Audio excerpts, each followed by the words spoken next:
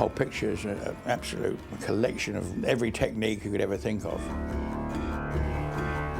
There were lots of different types of explosions. We had lots of standard, like fire explosions. As it was night, they had to be fiery type explosions to register. Those charges were made up with a black powder lifting charge and ignition, and with petrol, gasoline, so it comes up and you get the explosions. Whereas in the desert, at the end, those were meant to be sonic explosions, so you didn't actually have flame in them. They were eruptions of the desert. Yeah, there was stuff when we were in the desert where we shot the whole battle sequence. Everybody had their stations to look where the explosions were going to be. We had markers, so we knew from the camera position where the explosions were, and for the stuntmen, so they knew. But of course, when we shot the thing, you can't have sticks. You have to have people on buttons, and they've got their eye on a spot, and a person has got to hit that spot. If you miss that timing, you're ruined. You don't let something off because it's meant to go off at that moment of time if there's somebody too close to it, no matter what the director might say afterwards. The attack on the palace, that was the nearest thing to a sort of standard war picture with bombs going off, I mean, explosions, fires, smoke, black smoke. I mean, David was insistent on black smoke. Everybody was covered in smoke. We're talking about 20 years ago where there's a lot of things we used to do. We're certainly not allowed to burn rubber tyres anymore for environmental purposes, but that was the only way we could get our sky full of black smoke, black enough for David.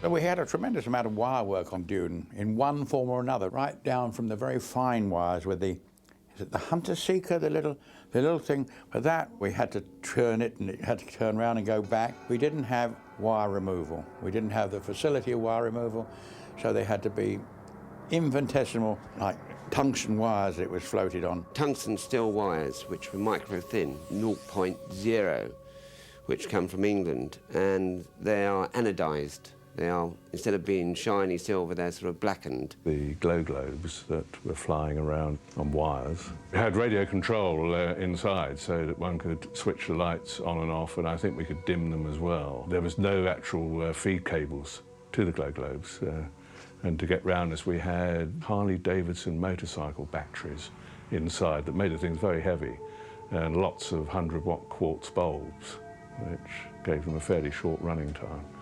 But it worked. I remember the scenes, because I think on some of them we had quite a lot of rain as well, which always goes well with electricity. Keeps it cool. In the scene where the Baron gets very excited and punches his chest, which causes him to levitate rapidly into the air, he flies up about 20, 25 feet. Basically, I was the man on the counterweight system, which through a series of pulleys and harnesses allowed the Baron to make this rapid levitation effect. And then he begins to fly down, and there it's a cut.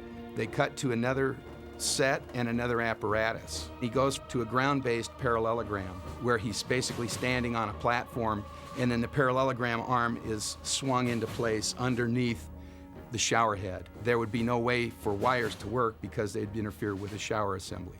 An additional challenge was the Baron flying around this shower of steam. That was an entirely different rig that I conceived and built specifically for that scene and that scene only. The Baron had to make several revolutions around the shower. Basically, it was an arm like this, and there was a wheel assembly here with the ability to drop wires down to attach to the Baron.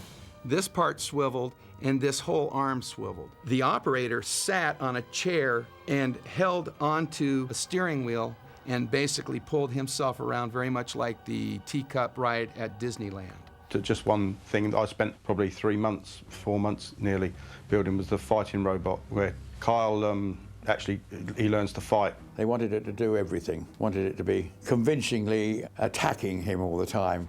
Activate a fighter. The actual robot, not only did it have to come down and travel round, the robot itself had to rotate itself, suspended on that rail that sends it round and round. And then built into it was like a knife thing that flies out at him. It fired darts, There was a big spear concertina thing that had to come in and out. A pneumatic ram with one movement through a linkage system that produced the scissor action of the knife coming out from the robot. The darts were an easier one to do, that's just compressed air. It was very powerful. I mean, it would hurt you if they got caught on it. It was their skills that had to overcome all that. Precise control. Looking back on the whole film, it was a cutting edge at the time, whereas nowadays you think, well, everybody does that. I tell you, it was a great experience, that movie, because it could have been disastrous. It was so much in it. It was a lot of work, but at the end of the day, it all comes together and creates the illusion you see on the screen. Yeah!